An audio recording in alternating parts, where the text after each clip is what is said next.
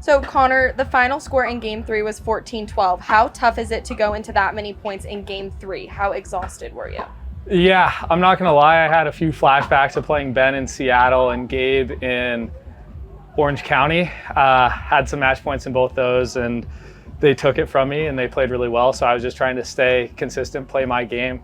I kept telling myself, lose the way I want to lose. And so going out there playing my game, and it was an absolute battle. A few points here and there, a few kind of good passes, a few tight shots, and really it was just a game of like inches.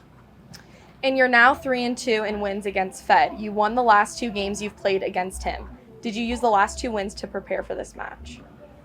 Yeah, I mean, I think every match that Fed and I have played has been a battle. So even though I had the last 2, I wasn't going in thinking it was going to be an easy match by any means. I knew he was going to bring it. I knew I was going to bring it. And even though that I got this one, I know the next match is going to be just as much of a battle. So I'm ready to duke it out with him again.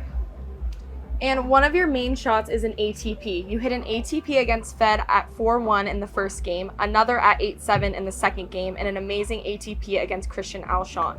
Do you train that shot often? I don't. Two ATPs against Christian Alshon. But just kidding. No, I think I just have, like, naturally I like to spin the ball a lot, and on my backhand I really get around the ball well, so it's just kind of a natural instinct for me. And I was a big trick shot player in tennis, so it's kind of cool to be able to use those angles and do something fun and exciting, and it was just lucky to be able to get away with those shots. And you and Fed have become friends on tour, and we can see it when you play. Is it nice to compete against someone you know and you can make jokes with?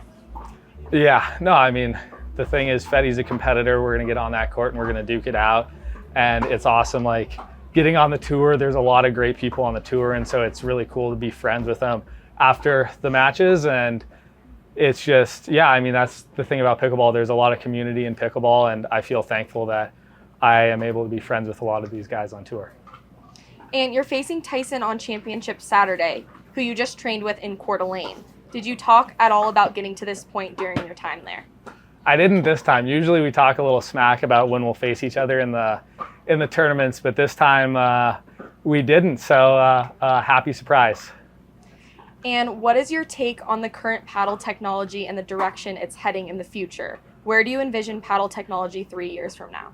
Yeah, I mean, that's a great question. I think it really depends on where the kind of governing bodies want to take the sport. I know that you can always juice up the paddles. There's grit, delamination. There's a lot of these things. So I'll leave it to the governing bodies to have strong rules on it and just kind of enforce them. And I think paddles, it's important to play and get up to that line as close as possible so you can maximize your advantage on the court. So excited to see where it's going to go in the next couple of years. Great, thank you.